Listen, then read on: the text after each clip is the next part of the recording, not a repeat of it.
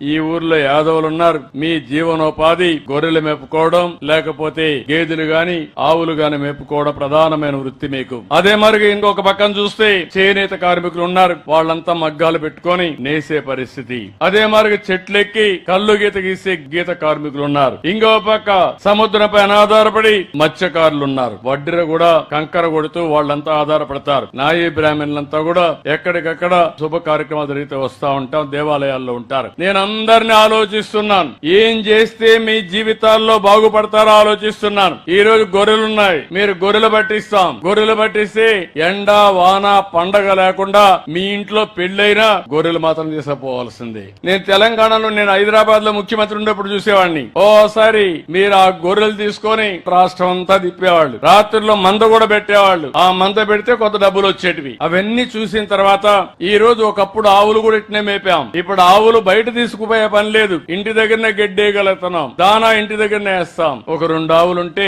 ఒక 15,000 వస్తాయి. గొర్రెలు కూడా బయట తీసుకుపోయే పని లేకుండా ఇంట్లోనే ఊర్లోనే మేపుకునే పరిస్థితి వస్తుంది. గడ్డి కూడా పెంచుకునే పరిస్థితి వస్తుంది. దానా కూడా ఇచ్చే పరిస్థితి వస్తుంది. నేను ఈ ఊర్లో చూశాను. ఇంకొక అమ్మాయి అయితే కొడుకుంటే ఆ అబ్బాయి కూడా 10వ తరగతి చదివి మానేశాడు. అతన్ని కూడా నేను చూశాను. ఈ ఊర్లో యువత ఉన్నారు. ఇమ్మీడియట్ గా చదువుకున్న వాళ్ళు, చదువు మానేసిన వాళ్ళకి ఉపాధి కల్పించడానికి ఇంటి దగ్గరనే గొర్రెలు పెంచుకునే వ్యాపారం మీ అందరికీ నేర్పిస్తాను. దీన్ని లాభసాటిగా ఏం చేయాలో కూడా చేస్తాం. దీనివల్ల మీ ఆదాయం పెరుగుతుంది. దానికి కావాల్సిన షెడ్లు కడతాం. దానికి కావాల్సిన ఏ విధంగా చేస్తే బాగుంటుంది అవన్నీ నేర్పిస్తా.